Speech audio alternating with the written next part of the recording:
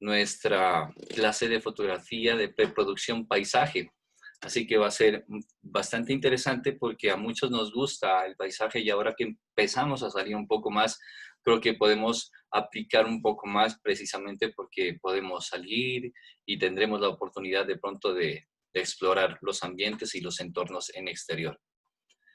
Antes que nada, me gustaría charlar un poco sobre el paisaje, no como lo podemos encontrar en Wikipedia, porque pues en Wikipedia encontraremos el concepto básico, que podría ser como descripción de un entorno, de un ambiente, o la panorámica de un paisaje, de una pintura. eh, Más allá del concepto que uno puede encontrar, creo que ya es el concepto también subjetivo que uno le puede dar, porque recuerden que hoy en día la palabra paisaje se ha llevado a niveles muy subjetivos, es decir, podemos hablar de paisajes sonoros, de paisajes, bueno, de paisajes sensoriales. Recordemos que cuando escuchamos una canción, tenemos imágenes, tenemos texturas, tenemos ambientes, todos esos ambientes, todas esas texturas, todas esas emociones que están envueltas en una canción, pero que se convierten en una imagen también, o en una emoción que se convierte en una imagen, le podemos llamar paisaje sonoro. De hecho, hay canciones de paisajes sonoros para ambientar música de relajación o música para practicar yoga, y es música ambiental precisamente, pues también aplica para música de paisaje ambiental, ¿no? O paisaje sonoro. Así que paisaje va más allá de la parte visual también. Debemos de empezar a sentir el paisaje. ¿De qué se trata el paisaje dentro de nosotros?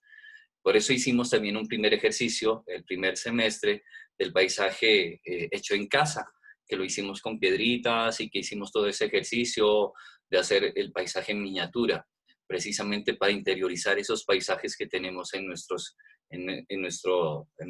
imaginarios. ¿Y cómo traer esos paisajes de esos imaginarios? Recordemos que una de las películas que tal vez últimamente transformó y alteró un poco el paisaje, precisamente porque mostró un paisaje más de fantasía, fue Avatar, que nos mostró un contexto con otra temperatura, con otros seres mitológicos, generando una nueva historia de seres o de vidas, de cómo podríamos generar una nueva vida a través de un avatar, ¿no? De transmutar nuestro cuerpo a otro cuerpo o sí, de coger de instalarnos en otro cuerpo. Y este paisaje es supremamente eh, fantástico, ¿no? De montañas flotantes, de árboles elevados que están flotando también, o plantas luminiscentes y seres luminiscentes.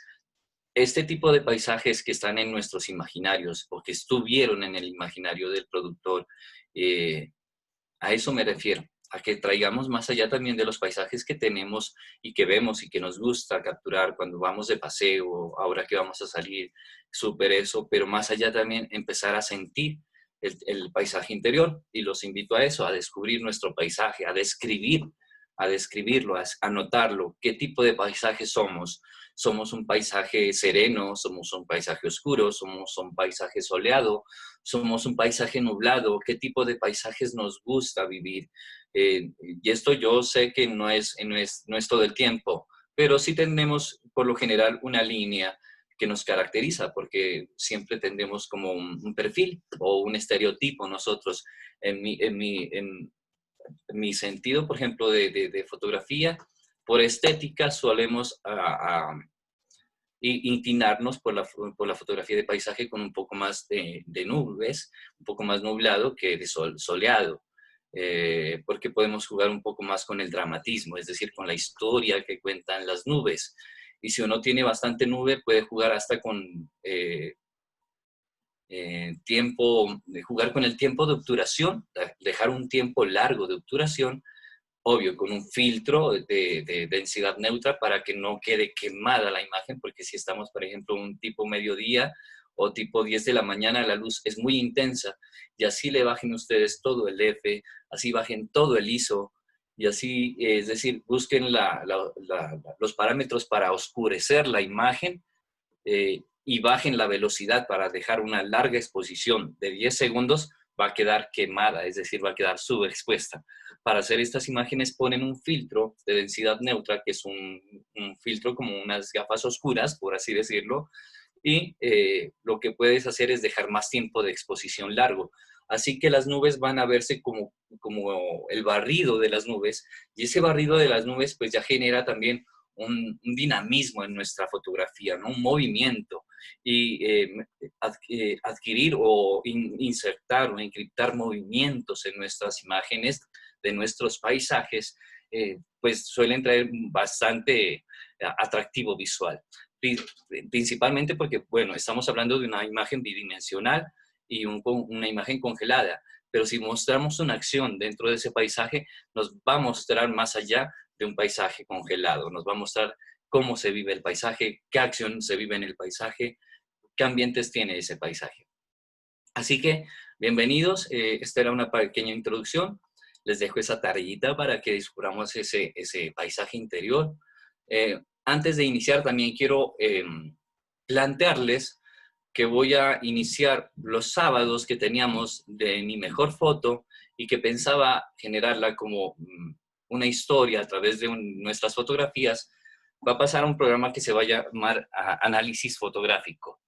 Y en este análisis fotográfico podemos hablar de nuestras fotografías, aprender las fotografías que estamos presentando en los retos fotográficos, y de esta manera, pues, de lo que se trata es que observemos, tengamos conciencia.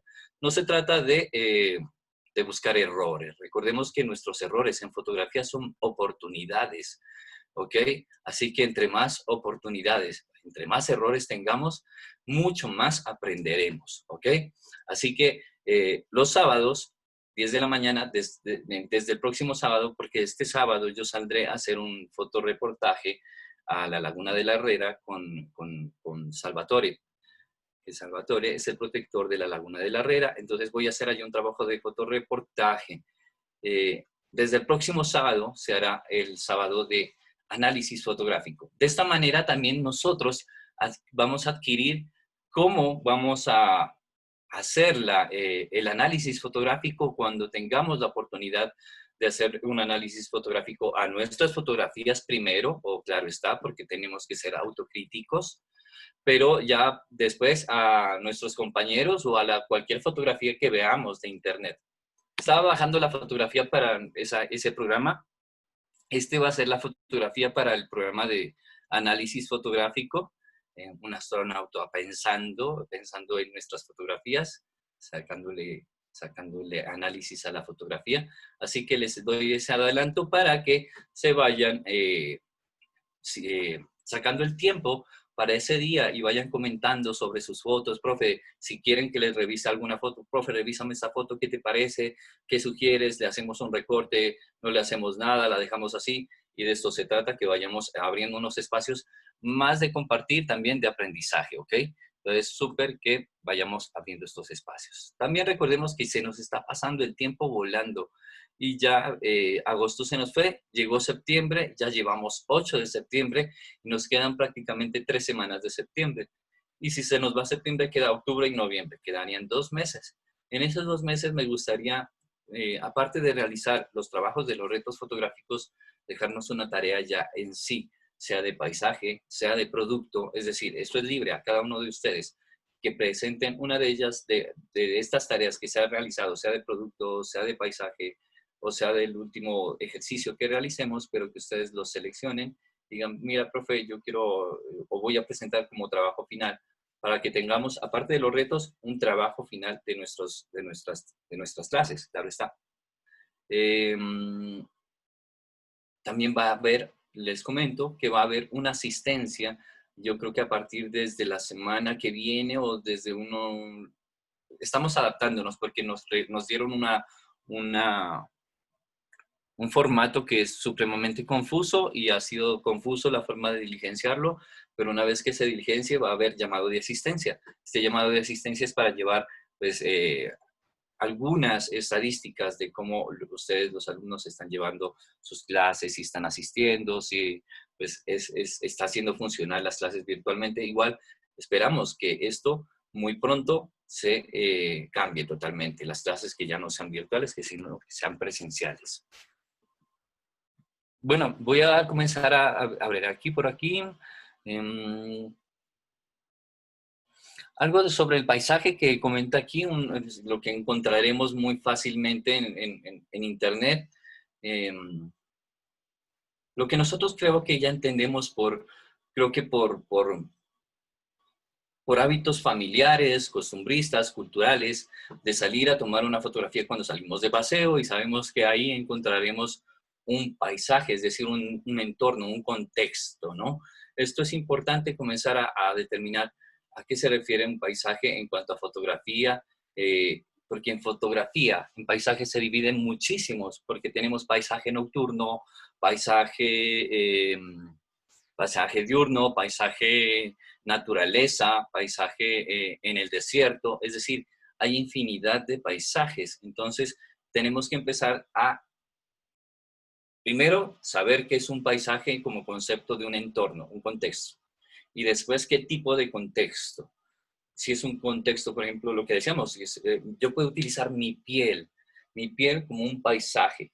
Ustedes pueden jugar con los dedos como las dunas, como las montañas, y hacer un paisaje muy surrealista, se puede decir. Entonces, lo que trata del paisaje es mostrar un contexto. Más allá de lo que sea natural, desierto, de naturaleza o marino, del océano, que nos vamos a hacer fotografía de paisaje, pero dentro del océano, que también es fotografía de paisaje. ¿Ok? Entonces, si estamos mostrando un contexto de unos corales, estamos mostrando un paisaje marino. Todo esto tenemos que empezarlo a desglosar. No solo es el paisaje como lo tenemos pensado, sino todo esto que acabé de hablar y mucho más. El paisaje interior, el paisaje sonoro, todo esto que empezamos a tenerlo como el concepto. Recordemos que estamos sacando el concepto.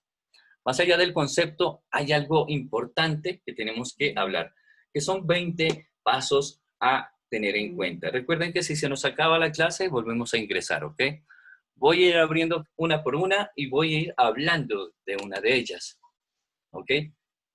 La importancia de la planificación. Ustedes pueden encontrar esto en Internet, pero lo importante es sacar análisis, conjeturas, siempre sacar sus propias conjeturas. De nada nos sirve leer el contenido, sacar, investigar, si no sacamos conjeturas. Entonces, la importancia de la planificación. ¿A qué se refiere la planificación? Obvio, tenemos que saber a dónde vamos, cuándo vamos, con quién vamos y cuánto nos demoramos en desplazarnos, cuánto dinero se nos va. Es decir, la planificación en general.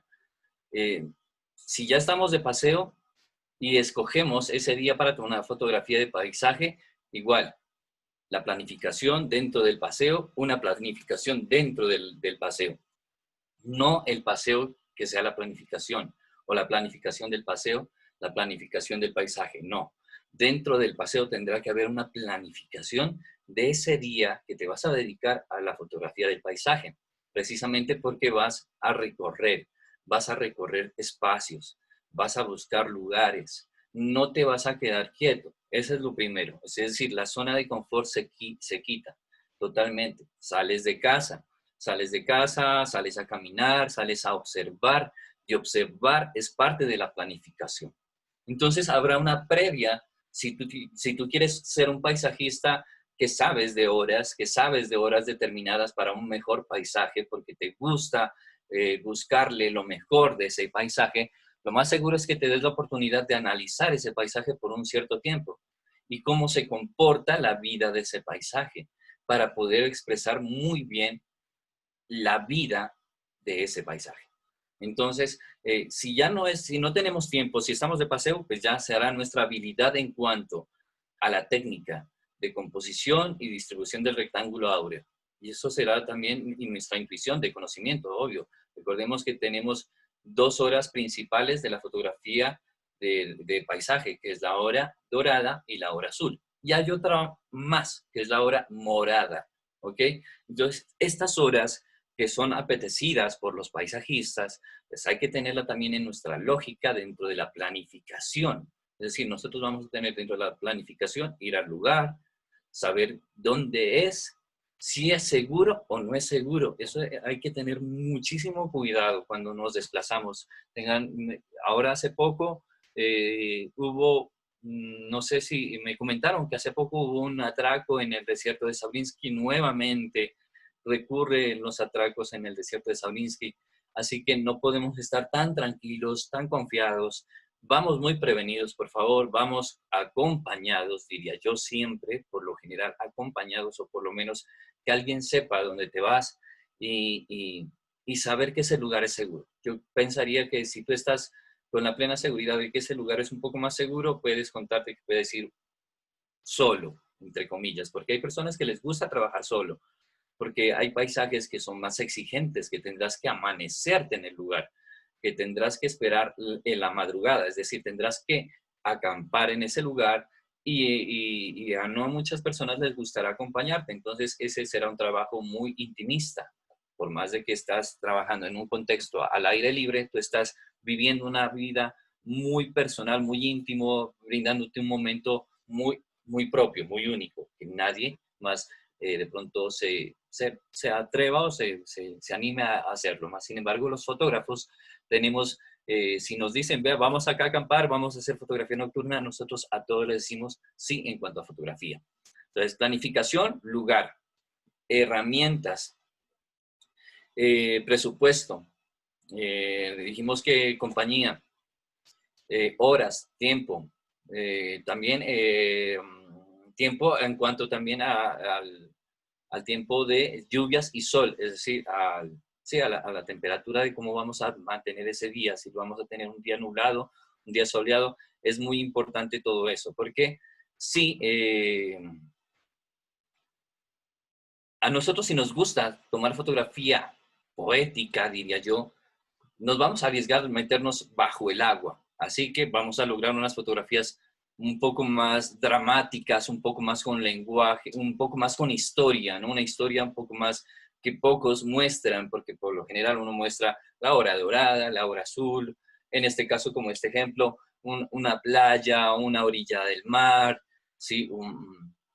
Son paisajes como muy de cliché, pero podemos buscar paisajes más poéticos, lo que les comentaba, bajo la lluvia, un bosque desolado, todo esto de pensar más allá de la estética visual a una estética poética, ¿ok? Porque a veces el paisaje se queda como en eso de que se vea bonito y vamos más allá de lo que se vea bonito.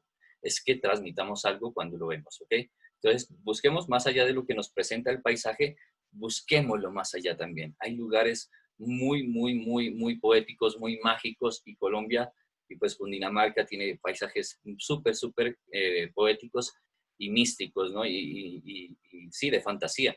Yo no he recorrido todo el municipio, todos los municipios de Cundinamarca, pero los pocos que he visto a través de internet para recorrer, porque eso es lo que hago también, que valga este pedazo para decirlo. Planificar también es investigar a dónde vas, es decir, yo creo que ustedes también lo hacen. Si se van de paseo, bueno, ¿dónde nos vamos? Entonces entran a internet, Google, ¿qué hay allá? ¿Qué hay de turismo? ¿Qué hay de lugares turísticos? ¿Cuáles son los lugares turísticos de ese lugar? ¿Cuáles son los lugares más naturales donde yo puedo alejarme de la gente? Todo eso es importante para buscar otro punto de vista aparte de donde va la gente del común, porque nosotros como paisajistas ya más adelante nos daremos cuenta que nuestro punto de vista será también nuestro enganche de la fotografía de paisaje. Así que la importancia de la planificación, súper clave ahí. Ojo con esto porque a veces se nos pasa y no tenemos planificación, simplemente vamos, salimos y listo. Lo que fue. Y corremos al riesgo, corremos muchísimo riesgo de que algo nos suceda, de que algo nos pase. ¿Ok? Voy a compartir otra imagen aquí. Este es otro tema, ¿no? Otro tema importante que es la paciencia. Sé paciente, lo que les decía, uno aquí, si quiere una mejor transmisión del paisaje, pues tendría que tener mucho más tiempo.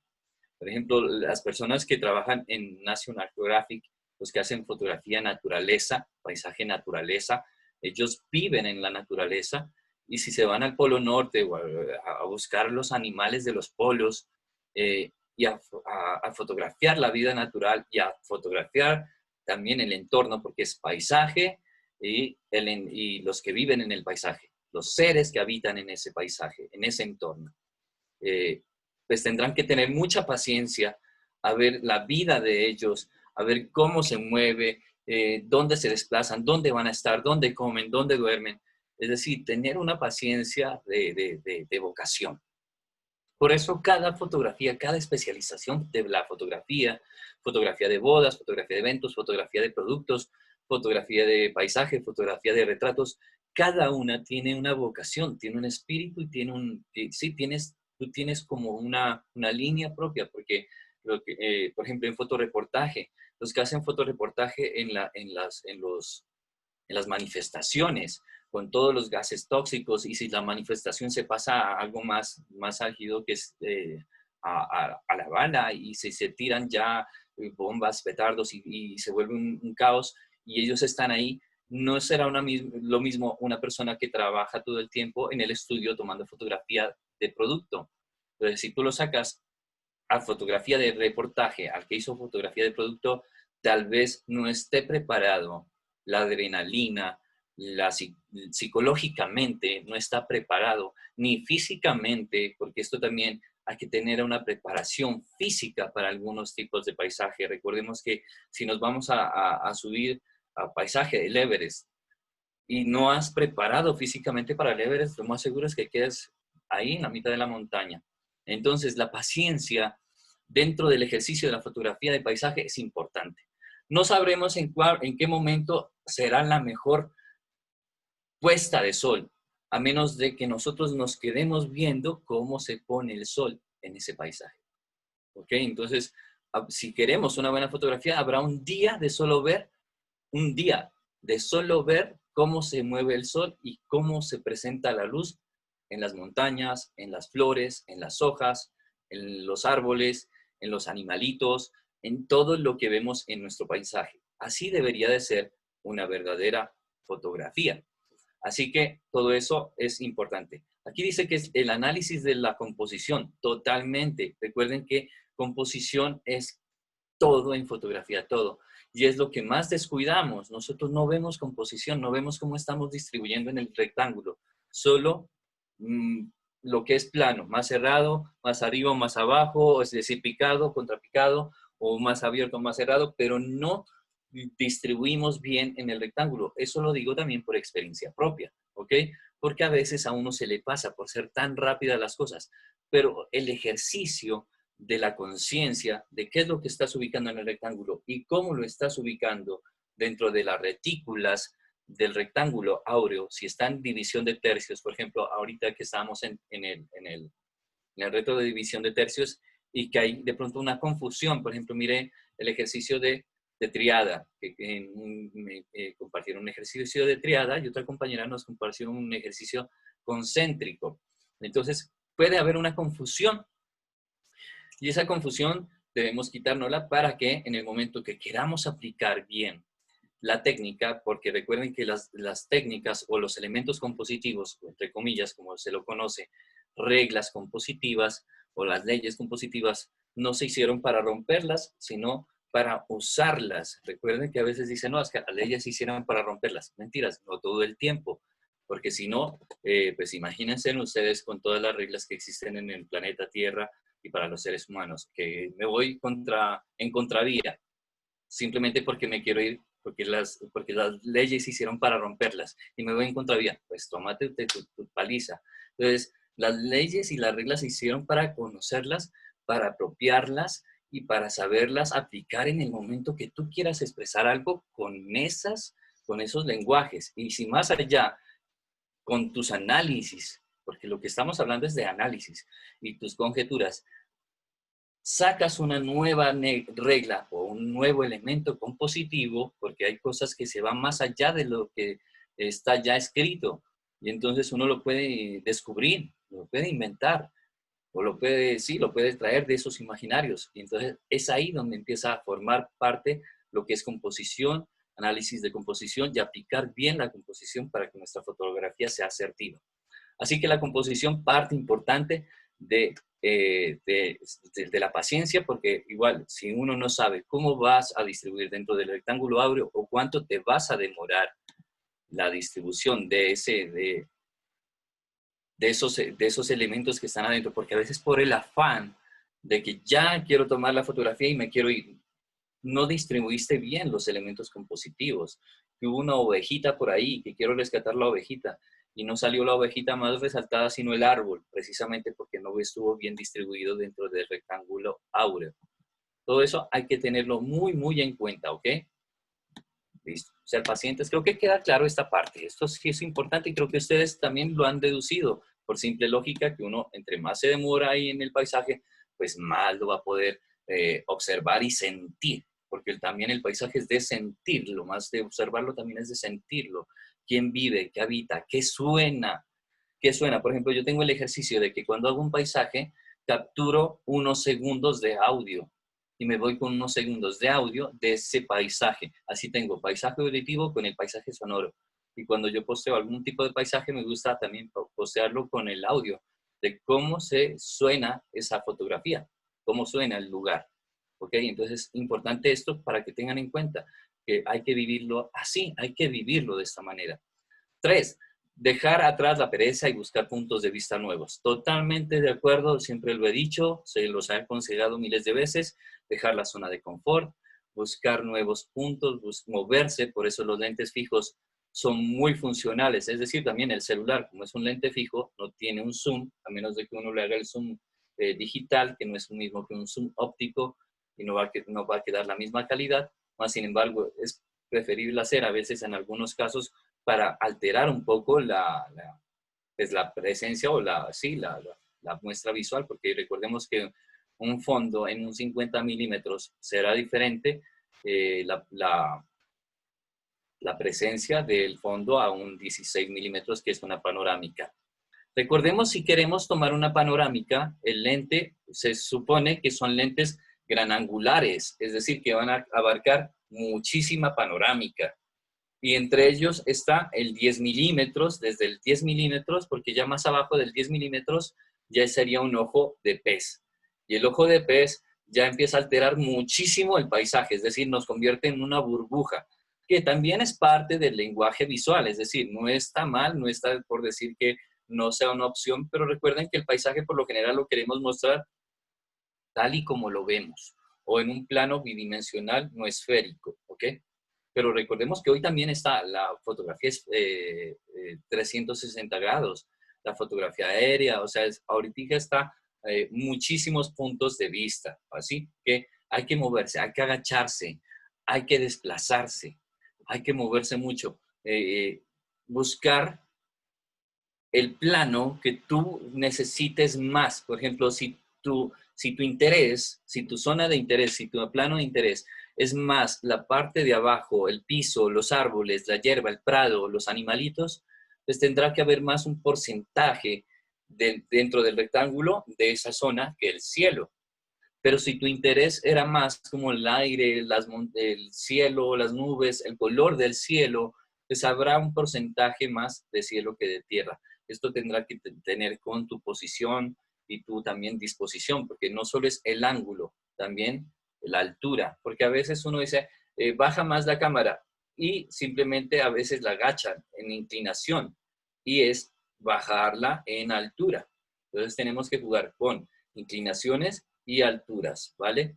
Porque eso también juega con nuestro horizonte, porque entre más bajamos la cámara, nuestro horizonte está más a ras de piso y nuestro paisaje empieza a cambiar. Cada vez que vamos al piso, al piso, al piso, nuestro paisaje cambia, cambia. Igual, entre más subimos, subimos, subimos, nuestro paisaje cambia. Así que los puntos de vista y moverse, desplazarse para buscar esos puntos de vista. Por ejemplo, ya llegamos a un lugar, pues ya no me quedo ahí, porque ahí donde yo llego es donde todo el mundo tiene esa foto, ¿ok?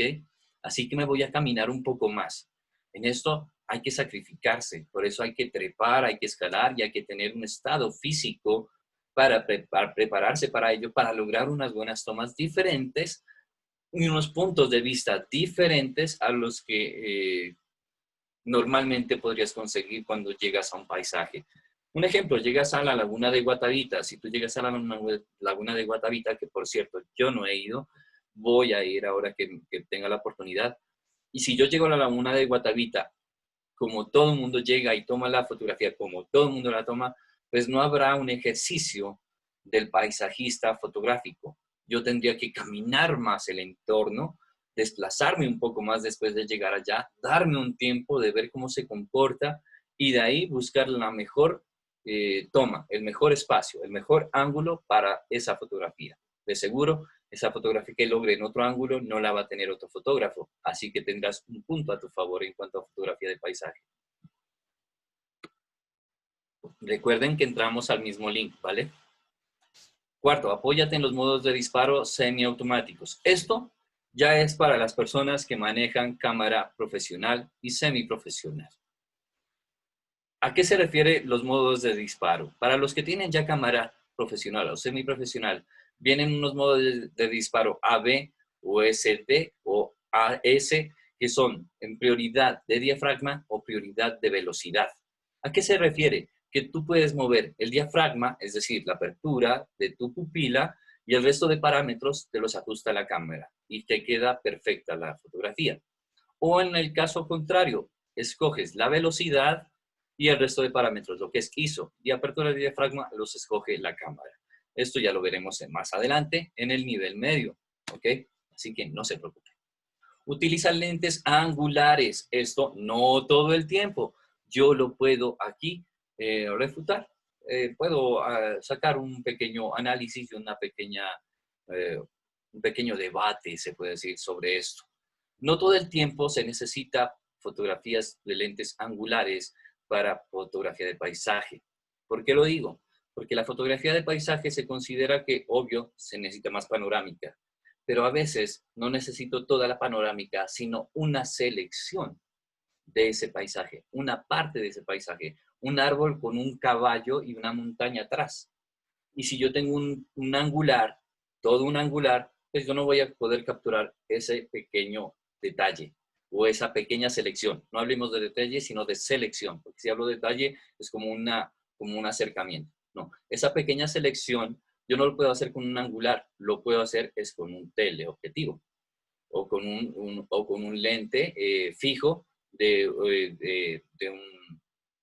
una distancia focal mayor a 100 o a 85 milímetros, que tú quieras hacer un bokeh y que la montaña te quede por allá desenfocada y que el paisaje sea el caballo con el arbolito, ¿sí? Contarnos ese contexto. Entonces, no todo el tiempo se utilizan lentes angulares, pero sí, por lo general, se relacionan que si es paisajista, pues buscarás la mayor cantidad de información de ese contexto. ¿Ok? Entonces, en ese caso, sí es aconsejable tener de pronto de apoyo un lente con un mayor grado de apertura de distancia focal. Es decir, un número menor de 18 milímetros, que es el kit que viene en las cámaras semiprofesionales, que viene el 18-55. Los que tienen cámara semiprofesional me han de entender que tienen un lente 18-55. Ese 18 es su máxima panorámica, pero se supone que el paisajista le gusta mucho más, así que un 16, un 14, un 12, un 10, pues es óptimo. Yo tengo un 10-18 milímetros, solo 10, de 10 a 18 de distancia focales para paisajes y contextos grandes, es decir, donde tengo multitudes, donde hay concierto y quiero abarcar toda la gente para mostrar toda la gente, pues será un gran angular, como en ese caso, un 10-18. Pero no, vuelvo y repito, no todo el tiempo aplica para paisajes. ¿Por qué? Porque también existe la fotografía de paisajes de fotografía apilada, es decir, que tomas varias fotografías y después las unes y haces una panorámica y no necesitas un angular. Y ese es un ejercicio que hacen varios paisajistas para dar un aspecto visual único a su panorámica que un gran angular no nos proporciona. Porque recuerden que entre más angulares, más nos empieza a distorsionar los lados hasta volverse como una burbuja y los laterales se comienzan a inclinar y si son edificios se empiezan a hacer más curvos. Entre más y más angular, más curvos, hasta llegar al ojo de pez que totalmente curvo lo hace. Entonces, tener en cuenta que no todo el tiempo, voy a dejar de compartir porque se nos va a acabar el tiempo. Entonces, no todo el tiempo se necesita gran angulares. Todo esto es a sus necesidades. Por eso, a veces los que dicen reglas o leyes, no son reglas o leyes, son elementos para utilizarlos. Entonces, en este caso es un consejo, nos dan un consejo, que debemos utilizar un gran angulares o grandes angulares o panorámicas. Por ejemplo, nuestro celular nos proporciona la oportunidad de hacer panorámicas, es decir, de girar. Algunos, casi que la mayoría de los modernos, ¿no es cierto?, que tienen la opción de panorámica. Y ustedes buscan la opción panorámica y giran y hacen como una especie de 360 grados. Ese sería como la visión que tenemos de panorámica. Pero vuelvo y repito, no todo el tiempo el paisajista está pensando en panorámicas o en gran angulares. Tenemos que sentir el paisaje. Y para ello tenemos que empezar a vivir el mundo del paisajista, el mundo del fotógrafo de paisaje. Recordemos que si se corta, volvemos a entrar a este link, ¿vale? ¿Cómo va la clase? ¿Cómo han sentido? Porque no he parado de hablar y yo sé que por lo menos en un momentito a veces ustedes me dicen, profe, sí lo escuchamos. ¿Cómo van allá? ¿Me escuchan bien?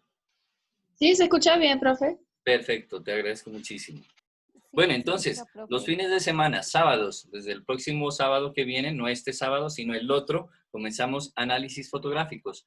No son con el ánimo de buscar errores o regaños y decir, mira, aquí la embarraste, porque de eso no se trata, porque si no después nos empezamos a sentir como juzgados y ya no queremos de pronto participar en los retos. De eso no se trata, sino de empezar a ser más conscientes y decir, mira, tal vez sí, aquí pude haber hecho esto y puedo en otros ejercicios tener en cuenta estas observaciones, porque ya la fotografía tomada ya no habrá cambio, ¿ok? Así que nada, tener en cuenta eso. Nos vemos ahorita, se vuelven a conectar, por favor.